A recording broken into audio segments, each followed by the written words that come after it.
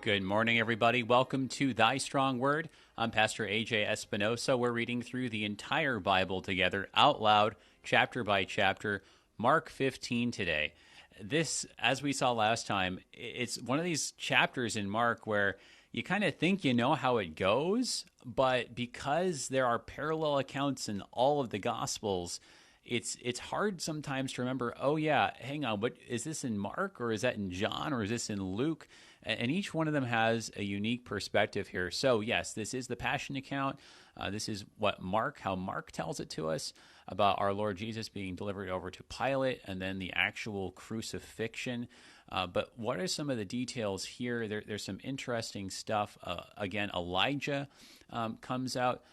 There's a little bit about this, about the burial, in particular, Joseph of Arimathea. What's going on there? We've seen these unique characters in the Gospel of Mark that seem to pop out in connection to the burial of the Lord Jesus. What's Mark getting at?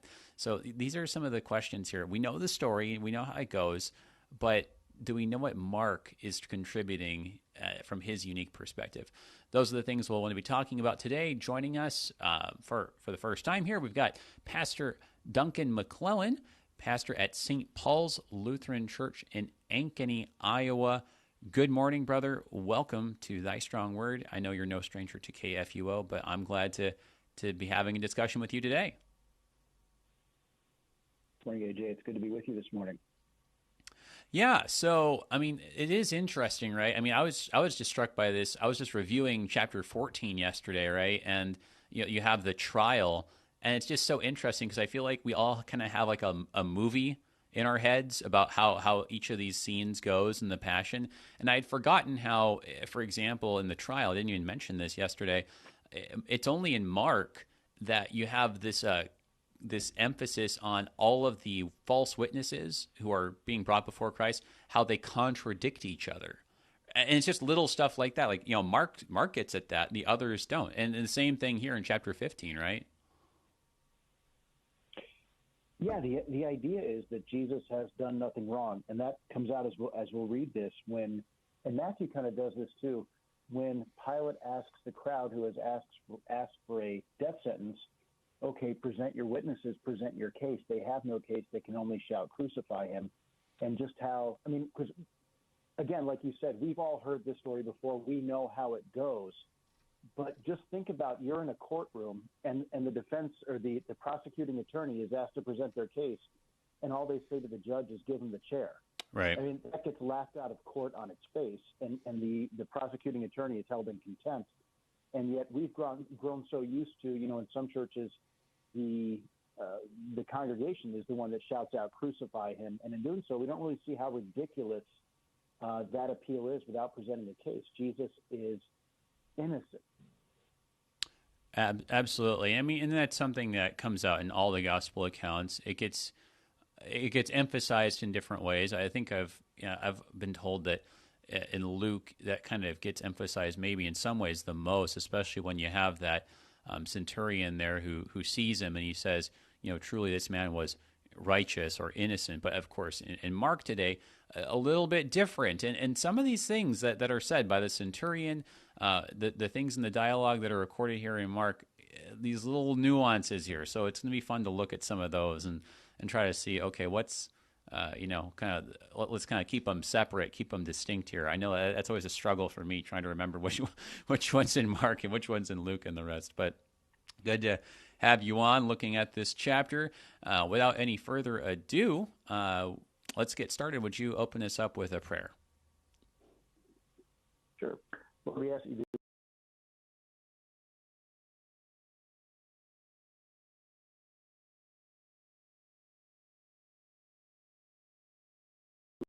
in his name we pray. Amen. Amen. Amen. All right, so we're going to go ahead and read the whole chapter straight through, kind of just help us see all the pieces come together before we go and look at it in detail. But before we do, you already kind of mentioned a little bit that the innocence of Jesus comes out. Any other themes or common threads throughout the chapter? So just some things to point out. I think in the first half of the chapter, listen to how often Jesus is called the King of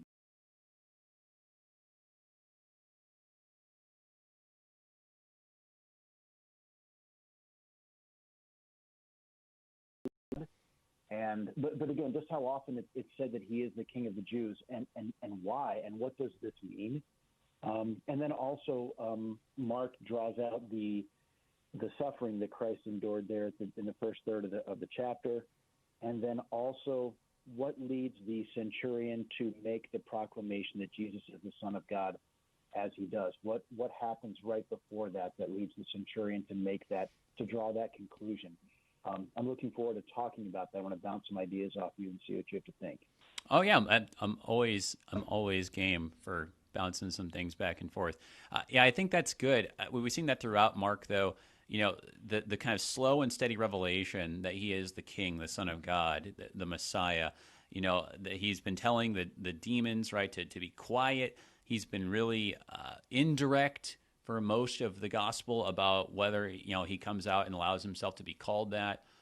It wasn't actually it wasn't until really the last chapter. It was that was another thing that struck me too in chapter 14. How when they finally have the question that's actually just brought up before him, it's like, are you the Son of God? And he actually just says, I am. I mean, that's how Mark puts it. So this is finally, we're not being shy about it at all. We're just going to go ahead and just, here it is outright. So here it is, Mark 15 here. It's just louder and clearer than ever.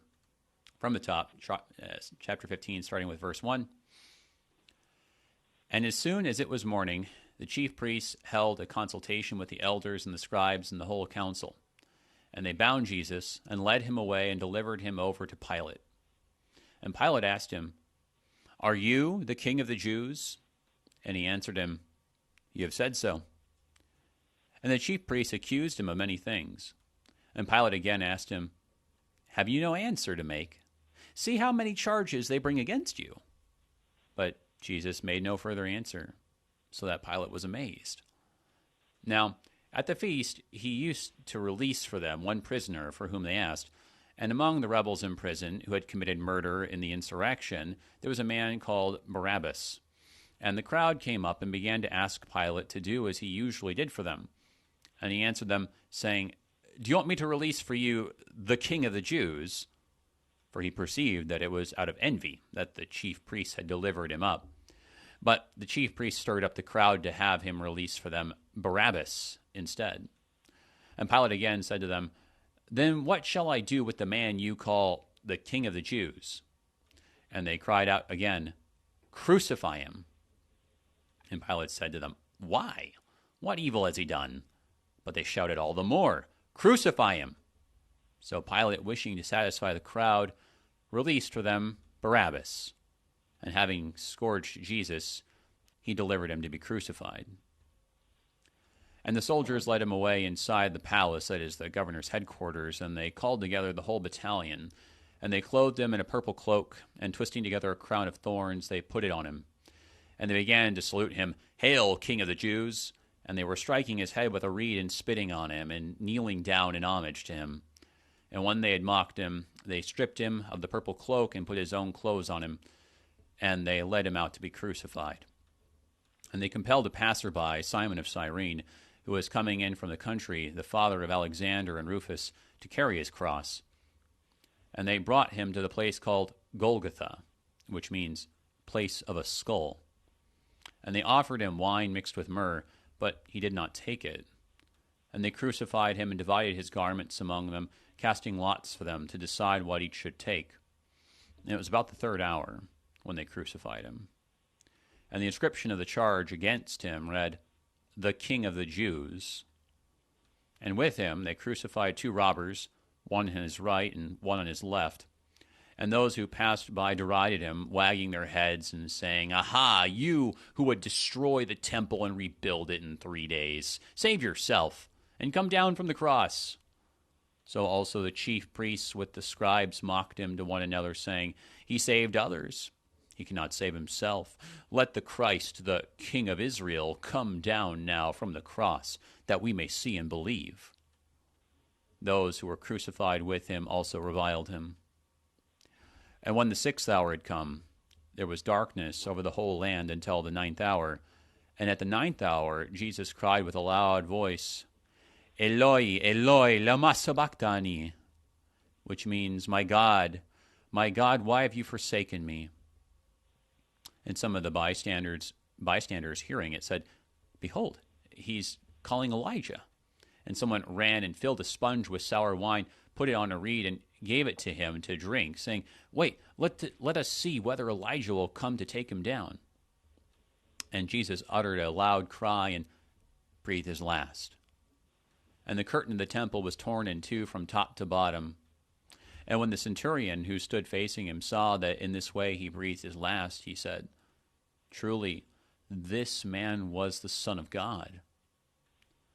There were also women looking on from a distance, among whom were Mary Magdalene and Mary the mother of James the younger, and of Joses and Salome. When he was in Galilee, they followed him and ministered to him, and there were also many other women who came up with him to Jerusalem. And when evening had come, since it was the day of preparation, that is, the day before the Sabbath, Joseph of Arimathea, a respected member of the council, who was also himself looking for the kingdom of God, took courage and went to Pilate and asked for the body of Jesus. Pilate was surprised to hear that he should have already died. And summoning the centurion, he asked him whether he was already dead. And when he learned from the centurion that he was dead, he granted the corpse to Joseph. And Joseph bought a linen shroud, and taking him down, wrapped him in the linen shroud and laid him in a tomb that had been cut out of the rock. And he rolled the stone against the entrance of the tomb. Mary Magdalene and Mary the mother of Joseph saw where he was laid.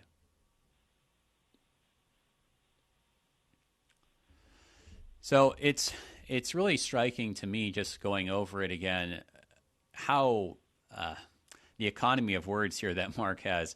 I mean, there's so many details that I could remember as we were just going through it. You think about the details about no one had ever been laying in the tomb, and it was like belonged to like a rich person, right? And kind of the debate about, oh well, wait, hang on a second, should you give them the body because then they'll do something with it? And I mean, there's just all these little details, or just the exchange even with Pilate. It's so short here in Mark 15. So just all kind of across the board, Mark 15 is in some ways just kind of the most nuts and bolts, the quickest moving, kind of the most dramatic without all the side tangents account.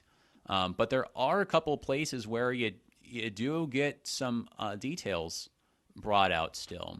I think particularly around, like in connection to, I think, Elijah and the little scene there. But yeah, what are your thoughts, just kind of going over it again afresh here? Yeah, no, it was nice listening to you read it. I was struck by how small a role Pilate plays. Yeah. He's really not a consequential figure here, and how as you're reading it, trying to focus on what does Mark want me to, where's his focus in the passion and crucifixion of Christ. And I think it's he takes you just boom, boom, boom, boom, boom until you get to the crucifixion, and then he slows down a little bit. And I think it's interesting the details he provides after the crucifixion. He wants you to know that the followers of Jesus knew where he was buried, so that when when the tomb is empty, they didn't go to the wrong tomb. They didn't get confused. They knew exactly where he was laid, why he was laid there. You can almost see Mark answering questions that would pop up in the mind of his intended reader, right? Yeah. How is it that Jesus died so quickly? Can we be sure that he's actually dead? And that where Pilate plays that role of the honest skeptic going, wait, crucifixion, 6 hours? Crucifixion doesn't take 6 hours. Is he really dead? Yes, and we can prove it, and so on and so forth. Right. I think that's interesting. The Pilate is almost playing the role of into the hands of the Christian apologist, offering proof that Jesus is dead, so that when he rises from the dead, that he actually rose from the dead. I think that kind of... I was just going to say, I think that kind of also just kind of generally how Mark is just kind of spelling things out. I mean, like that's kind of an interesting balance, because on the one hand, he's not going into a lot of detail, but he is just explicitly saying things that, as you were saying, like might come up, and that was something that struck me too. Just he spells out, hey guys, when we say day of preparation, that means Friday. I mean, he actually is the one who tells you that. He translates what is it? Place of the skull. He translates Eloi Eloi lama sabachthani. He says what was the other one too? The palace, right? Like he says, that is, the governor's headquarters. He explains, right? He kind of glosses and kind of gives you those kinds of questions that might pop up if you're just unfamiliar or trying to track with things. He's in that way, he's kind of more explicit than the other evangelists. He is, but he also leaves you to draw the conclusion, right? So he translates, my God, why have you forsaken me? But he doesn't say, by the way, check Psalm 22. Sure. Right? He doesn't connect the dots completely. Right. He doesn't tell you, what does it mean that the centurion calls out this man was a son of God, or that he doesn't answer all the questions. He leads you. He's a good author, some say inspired. Leads you to finish his work, if you will. Yeah. In the whole, what does this mean, based on the details he's giving you. Yeah, I like that way of putting it. He hasn't made the conclusion for you, and I think that in some ways that's where this is all going, right? In chapter 16, of course, next time, especially with the short ending, he doesn't make the conclusion for you, but he is being explicit though to set you up so that you have all the data you need to make that conclusion. And I think Mark is not my, full disclosure, Mark's not my number one gospel, but I think Mark does have the best account of the resurrection with the short ending, that the women leave and they're terrified, and you're just going, Jesus isn't raised from the dead. Who's scared of Easter Sunday? Well, if you thought it was the end of the age because the resurrection of the dead had begun, you'd be terrified too. And that's where he leaves you. We're in the end times. We're in the end of the age. The dead are being raised, beginning with Jesus. And it's a fantastic ending if you understand what it means that Jesus is the first fruits of the resurrection. But you have to figure that out yourself. Otherwise, this is a weird way to do Easter kind of text. Right. But here in 15, there's some things that he does, like reading over at this time, in verse 39, the centurion who stood facing him saw that in this way he breathed his last, said, truly this man was a son of God.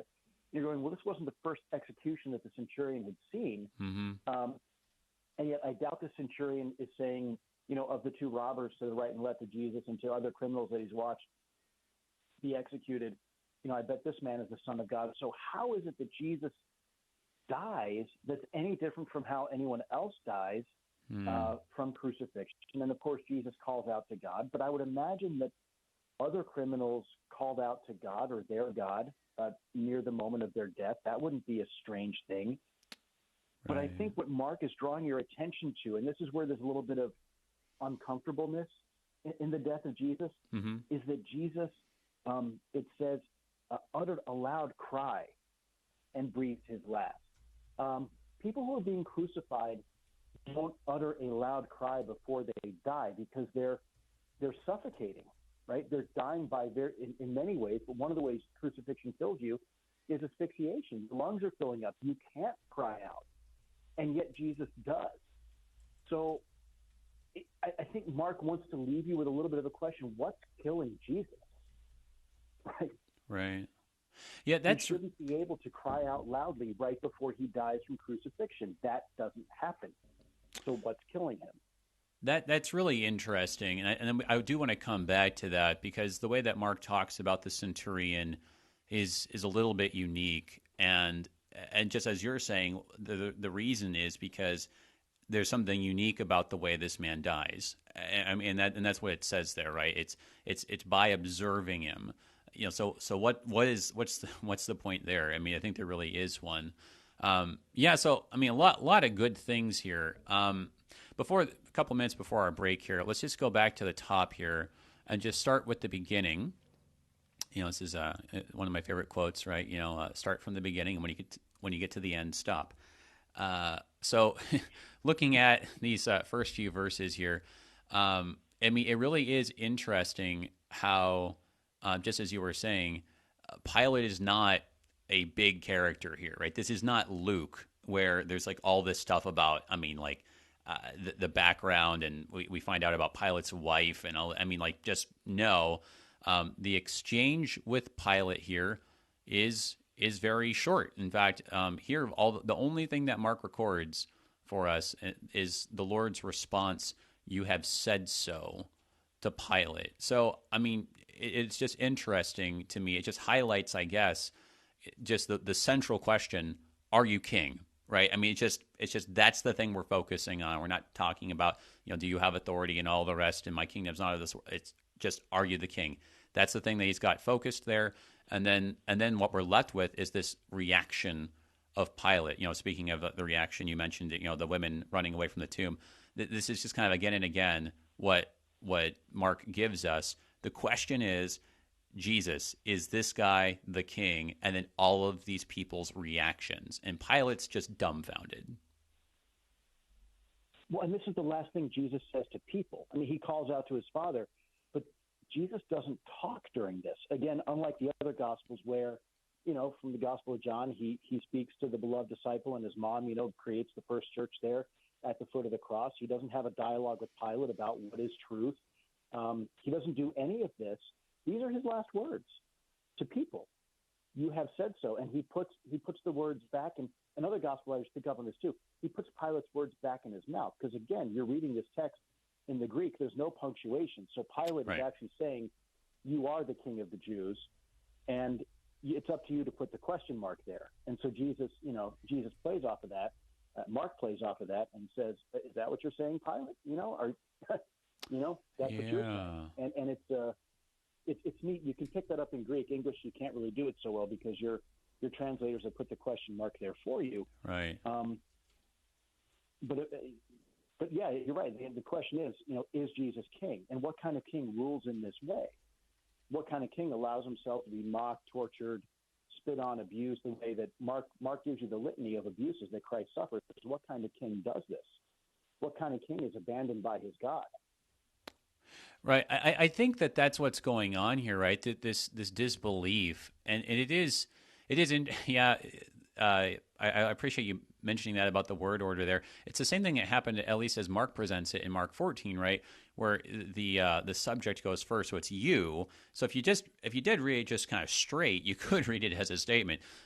You are the Christ, the Son of the Blessed One, right? In chapter 14, and then here, you are the King of the Jews. What's interesting, right, is that in Matthew there's that cryptic response of, well, you've said so, which your people have wrestled with for a long time. Like, well, what exactly is Jesus trying to say with that? I mean, that's such a kind of weird response, right? I mean, is he saying like, well, that's what you think? I remember like I mentioned this too much in Jesus Christ Superstar. I think that they have him say like, well, that's what you say, right?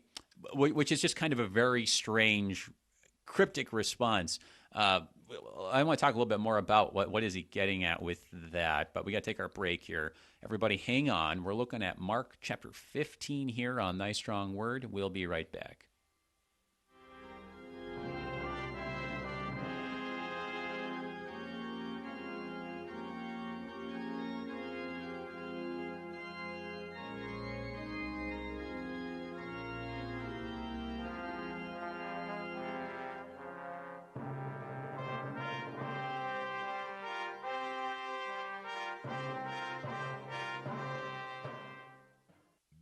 On this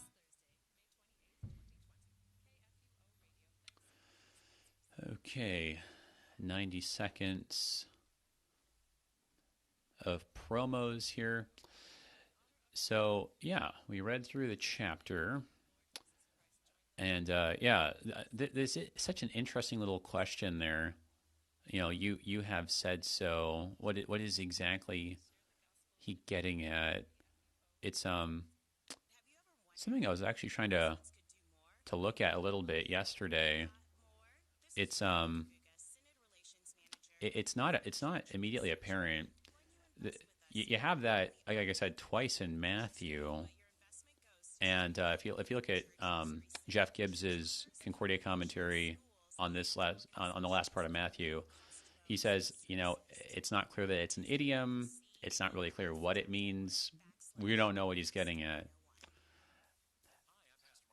It's interesting, though, that in Mark anyway, in 14, he doesn't say that to the high priest. He just says, I am. So it seems like it's actually meant to be clear if Mark's treating the two like they're equivalent. Some things to ponder. But we'll want to move on before too long. If you have any questions, like I said, post them. Even if they're late, you watch it after the fact.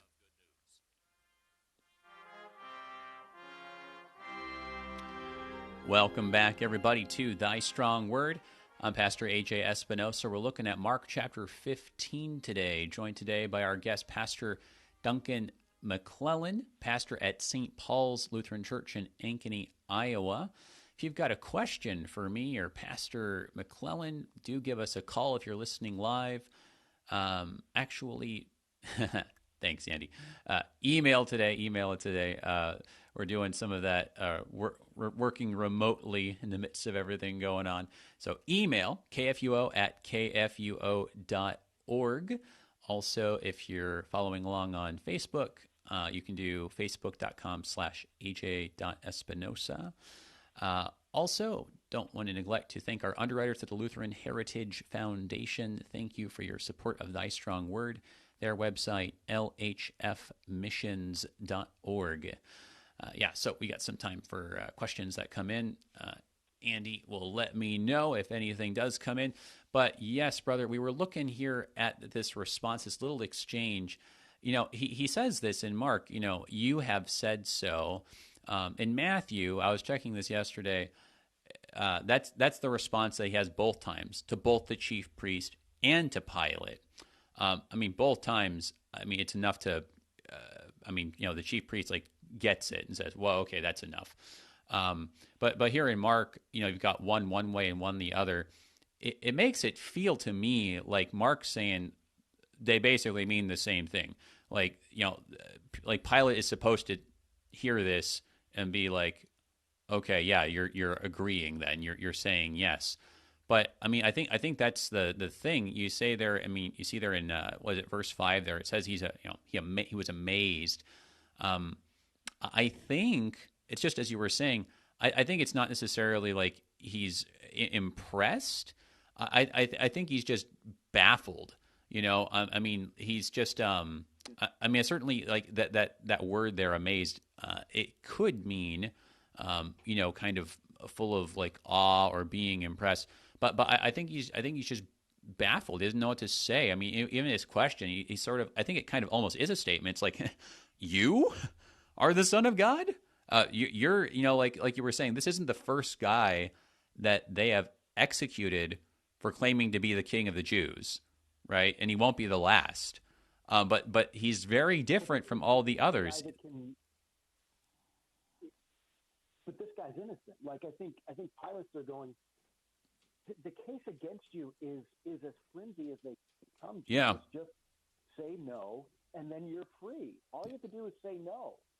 This isn't hard, and there is no case against you. You're going to allow them to put you, an innocent man, to death? Yeah. Just say no. Yeah, no, and that is going back to the Jesus Christ Superstar. I've got to stop referencing that. But that is something like, in the exchange, which was interesting, the way they depict it. Pilate's just like, I guess you want to die. Fine. If you want to die so bad, if that's your mission, right? I'll let you do it. But that's that's interesting, kind of how they bring that out, because in some ways it does seem like that's what's going on. That Pilate just can't figure this out. It's like I'm giving you an out right here. I'm telling you I don't believe this. It's interesting in Mark that it says he perceives that they've done this out of envy. He's like, guys, I know what's going on here. Right? You don't like that he's more popular with the people than you are. Okay, but that doesn't mean that we're going to execute him. But he just doesn't get it. He doesn't get what's going on. This man is not acting like a normal person who should normally at this point be begging for his life. Right. I mean, and Jesus' response, I think, isn't strong enough that Pilate could say, okay, you're making yourself a king in opposition to Caesar. So from us Romans, you're a threat to us. Jesus hasn't responded in that way, right? So he's flying under the radar as far as Caesar is concerned with that answer. And he knows that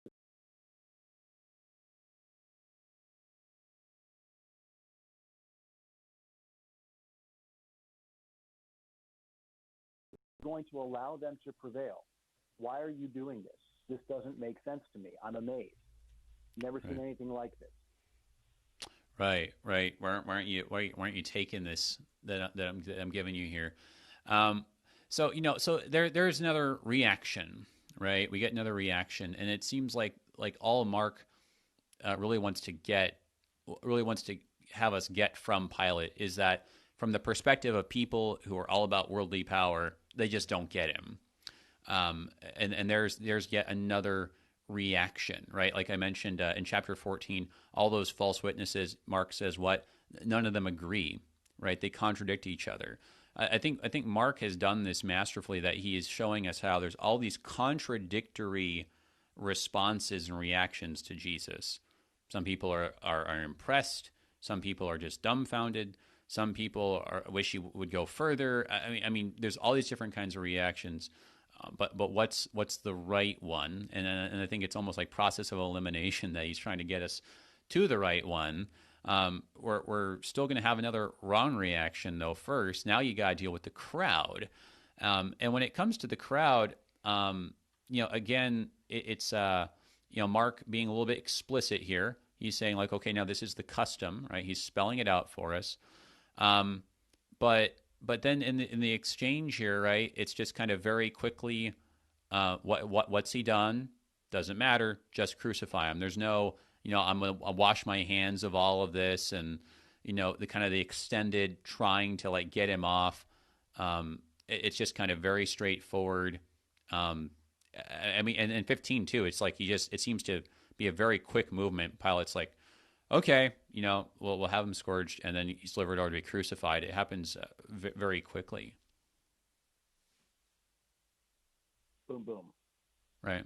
Yeah, I mean, Mark does not seem to be overly concerned with developing is Pilate a believer or is he an enemy kind of personality profile. I think a lot of people want to know, is Pilate for Jesus and are his hands tied, or is Pilate a perpetrator of evil? He doesn't really entertain those questions very well. I mean, it's Pilate's job is to move Jesus from condemnation from the Jewish council to Golgotha, and in that he succeeds masterfully.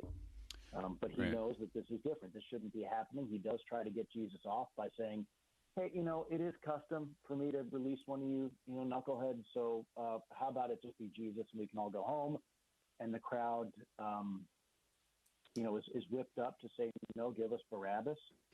And, it does say something, who does unregenerate human beings, who do they want for their neighbor? Would they rather have a murderer and an insurrectionist, or would they rather have the Son of God? Of course, they'd rather have Barabbas as their neighbor. It is a commentary on human nature that the crowd can be whipped up to, and didn't seem to take a whole lot of effort to ask for Barabbas. And so again, then that begs the question, big picture, why is Jesus, the Son of God, going through all this for people who would rather have Barabbas as their neighbor anyway? Why save us? Why go through all of this? And at the end of it, at the bottom of it, at the bottom of it all is God's unexplainable, unfathomable love for his creation. Well, and that's really interesting too, the way that Mark juxtaposes them, because there's a couple different ways to kind of put them together, and that is an interesting thing. Like when you line the two up, say in John, in the Gospel of John makes a lot more of referring to Jesus as the Son of the Father, and kind of making that connection, which is very interesting then, because Barabbas literally means that, Son of the Father. And so you've kind of got that seems to be kind of what John is bringing out for us. And then Matthew and Luke, Luke is, kind of really pressing like the innocence card. Matthew, I think a little bit different. Here in Mark, what's interesting is that he explicitly says, right, that he had committed murder in the insurrection. Like, I'm trying to recall. I'm not sure if the other Gospels actually make that explicit. That it's, hey, we have a murderer, and then we have the King of the Jews. And like, which one do you want? And that's a very interesting way that Mark is juxtaposing the two. Which do you want? Do you want king or do you want murder? Right. And a king who, I mean, one of the things in the Gospels that once you see it, you can't unsee it, is that no one dies or stays dead in the presence of Jesus. And here you have, so in that sense, it highlights the distinction between the two. Jesus heals, raises the dead. Nobody dies or stays dead in his presence, versus Barabbas, who's out there taking life. Who do you want to be your neighbor? And the crowd, again, without a whole lot of, it doesn't say that the Jewish leaders have to work very hard at it, convince the crowd to ask for Barabbas. And, you know, it's because Barabbas doesn't compel you to follow him. Barabbas lets you do whatever you want. Jesus, on the other hand, follow me. You know, there's a commitment there. There's an all-consuming change in identity. When Jesus is your neighbor and when you are a follower of Jesus, he doesn't let you do what you want. He leads you into a relationship with his Father and righteousness. And people would rather take the chance of having a murderer living next door than that. Well, right. Well, and then, so I guess actually I was just checking my notes. So like Luke actually does have that too. The flip side, right? Like, I mean, I agree with you that there's a commentary on human nature here. The commentary also might be on the character of Jesus, like you were saying, that no one seems to stay dead around him. I mean, it's just really something to put yourself in Barabbas's shoes, and you think like, oh, okay, it's time for me to be led out and be crucified now. And you hear people shouting your name, and you're like, oh man, like, you know, they just want to see my blood here. And he comes out, right, and they release him. And you look at the guy who is taking your place, right? I mean, this is that moment where Jesus, even though like we have committed murder, you know, and that's, I guess, the point that maybe like Matthew makes the strongest. You know, Jesus is getting us off and literally taking our place. Mm-hmm. No, So, absolutely. I mean, you do have the great exchange going on here in a very unmistakable way. right. So what do you make of Yeah, go ahead. that Jesus is scourged? I mean, the crowd asks for crucifixion. Why torture him first? It doesn't seem to make sense. In Mark, he's not trying to placate the crowds going, if I scourge him, will that be enough? Right. The Pilate already in mind here has in mind to crucify him when he has him scourged. So why the extra punishment? Why the extra torture? Right. That's a good question. You know, I mean, I guess my initial reaction was that Mark is just kind of he's going through all the details. I mean, he's kind of naming stuff. You know, for instance, like he actually names Barabbas, right? But the way that he translates everything from Aramaic seems to indicate that he anticipates that his crowd is not going to understand what these Aramaic words mean, and yet he doesn't translate Barabbas, which to me seems to say he's just naming Barabbas because this is a well-known part of the story and he doesn't want to like leave it out, but he's not really focusing on that. And so I kind of, the way it struck me was that, okay, yes, we know like in the account that he's scourged first and then he's crucified, but Mark is not really going to get into like why, because like you were saying, I think in Matthew and Luke, it's kind of clear he's trying to use the scourging to like kind of placate them and avoid, but Mark just doesn't. He's not focusing on that, so he's just saying, yeah, it happened, but he's not really getting into the explanation why here. He's just trying to kind of move on. I don't know. That was how it struck me. What are your thoughts? Yeah, I mean, I think that's the best answer, right? That this is Mark's just reporting. This is what happened. I don't want to stop here. Yeah. I don't want to belabor the fact that there was. So, in the movie, you're bringing up movies and plays and stuff. The Passion of the Christ. Yeah. What made that movie so powerful is you have to slow down Yeah. and watch what happened to Jesus physically, and it's very emotional. It's very hard to watch. Yeah. And it's interesting how all the gospel writers, and especially Mark, they're not playing on your emotions. You know, they're not saying he was flogged, and as the cat of nine tails sank into his flesh, he was thinking of all of your sins. Like, they don't do that. They're almost clinical, and we don't want to play on your emotions and telling you all that Jesus went through. We'd rather go the opposite route. And it's very different from how we preach this text, because it is an emotional text for us. Jesus is shedding his blood. He is the Lamb of God, right? He's shedding blood all over the place with the cat of nine tails, and with the purple robe being taken on and taken off, and with the beating in the head and the slapping and all that. It's a very emotionally powerful thing for those of us who are aligned with Jesus to listen to and have explained. But the gospel writers won't do that. They won't play on your emotions as they're telling you all that Jesus did for you. And I think there's maybe something we can learn there as we preach the text, as we, do Good Friday. Maybe take a page from the evangelist and say, let the events speak for themselves. We don't need to embellish them. Right. For the Holy Spirit to do his work. Well, I think that's really well said, actually. And we do. And this is something that I really wasn't clued into until I went to seminary. That we always, along the lines of the Passion of the Christ, which was very good in a lot of ways. I appreciate, though I have a very difficult time watching it very frequently. Not something it's not, it's like, I feel like I am edified by watching it. I'll put it that way. When I say like I enjoy watching it, but I'm edified by it, but not something I can do very, very frequently. Because of that. And you think of the pain, and we always kind of, you hear it in terms of, oh yeah, he was willing to suffer this and just so much pain. Right. But that the gospel writers seem to more focus on the shame of what he endured, rather than the physical pain. And I think that's right. But to your point, Mark's not even really necessarily focusing on that. I don't think it's really just kind of like you were saying, just like clinical almost. His focus on who is Jesus. It's like an investigation, the whole thing, right? In fact, that kind of makes sense of the ending too. It's very kind of forensic, right? And so it's like, who is Jesus, right?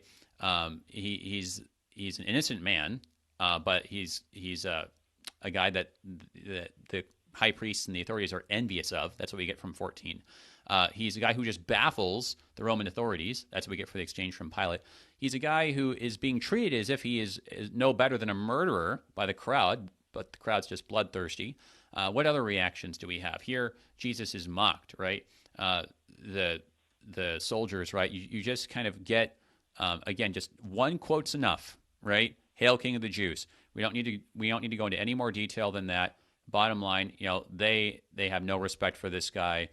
They're gonna mock him. They're basically saying, we don't see your kingly authority, so we're not buying it. You just get the reactions, and we move on to the next reaction, and then you get all of a sudden then a lot of detail, relatively for Mark, when you talk about Simon of Cyrene, right? Because all of a sudden now we're being told, who his kids are, and how this is taking place, right? So it's interesting that he kind of amplifies that there.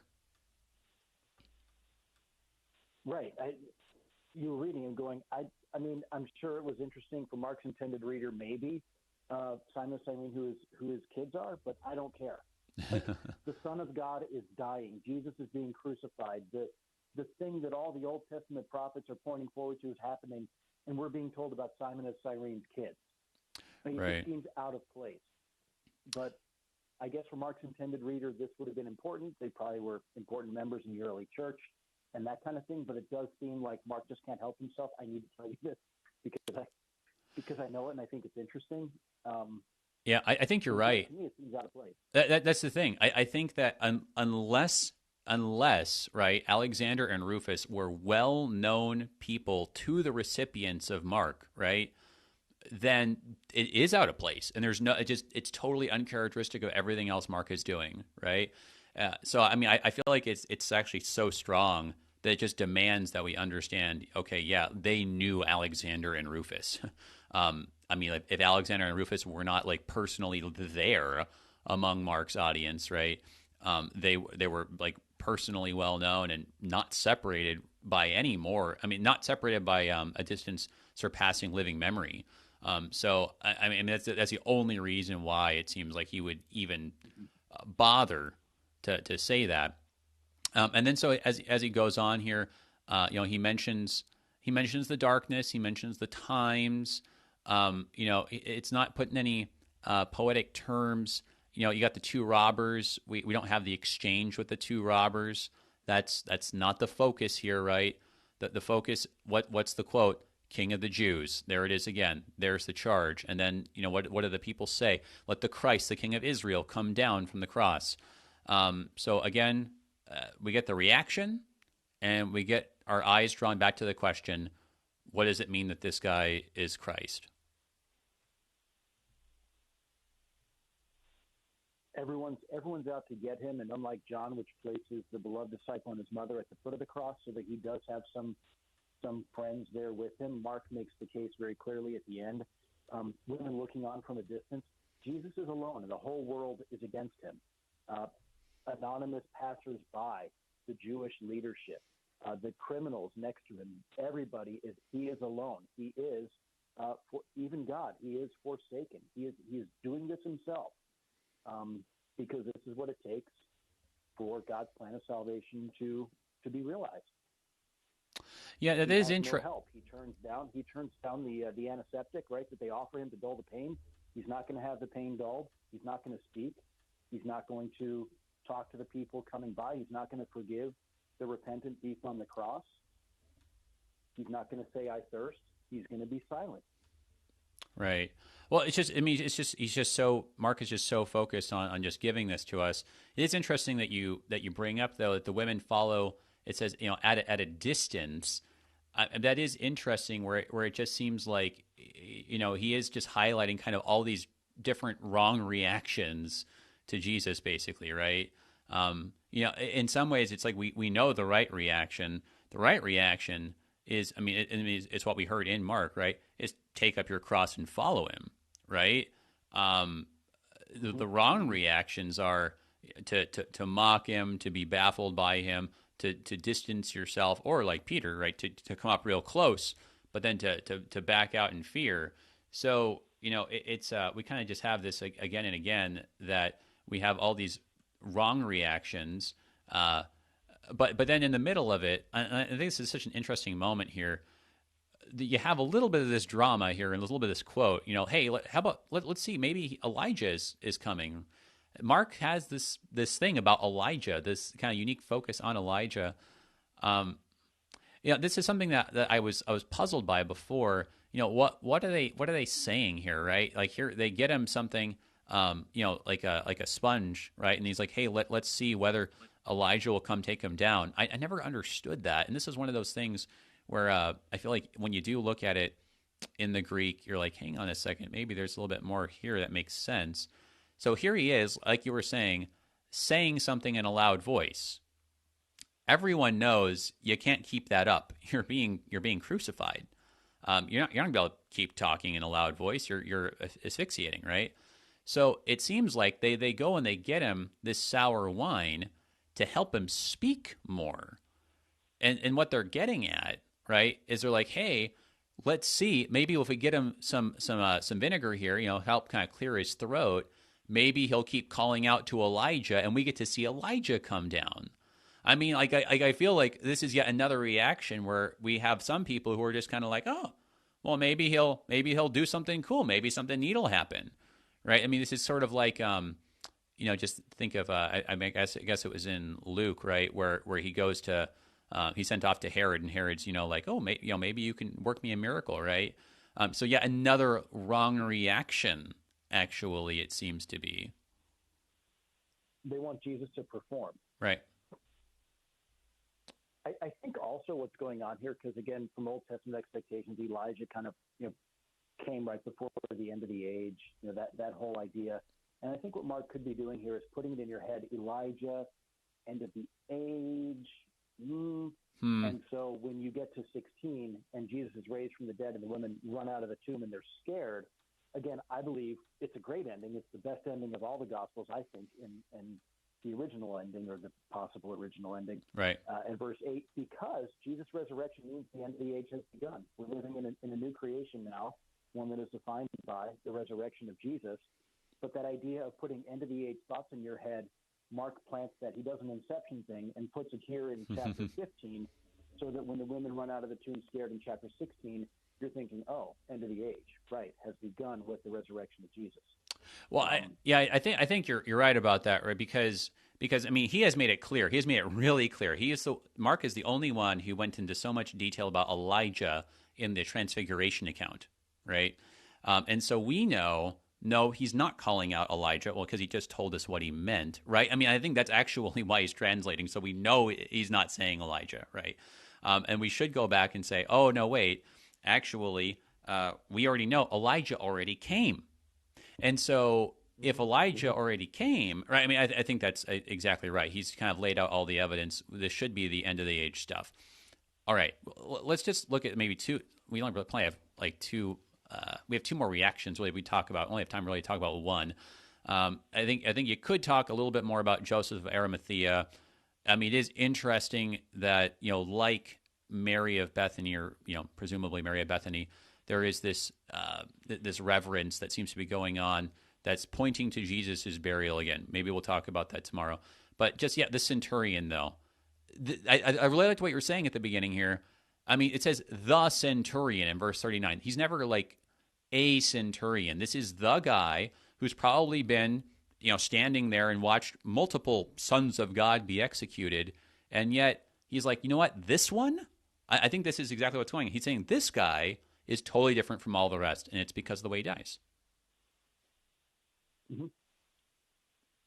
There's something going on here. And maybe, like you're saying, all these reactions of people up to this point have been just flat out wrong. Right. From the Jewish leaders to Pilate, even the followers of Jesus not really following Jesus, to the crowds passing by, to the chief priests wagging their tongues at Jesus, to the criminals on the cross, nobody's saying the right thing. And you're wondering, is anybody going to get it, right? I mean, everyone, they don't, and the one guy that gets it, finally at the end, there's finally one guy that gets it, is the one guy that shouldn't. Right. He's probably not an educated man in Jewish theology and messianic expectations. He's probably, who do you appoint to watch people die on the cross? You don't appoint the sensitive, nice guy. You appoint, right. The guy with tattoos on his neck and issues, because he's going to be okay with watching people die in this way. He's a hardened soldier. That's right. But he gets it.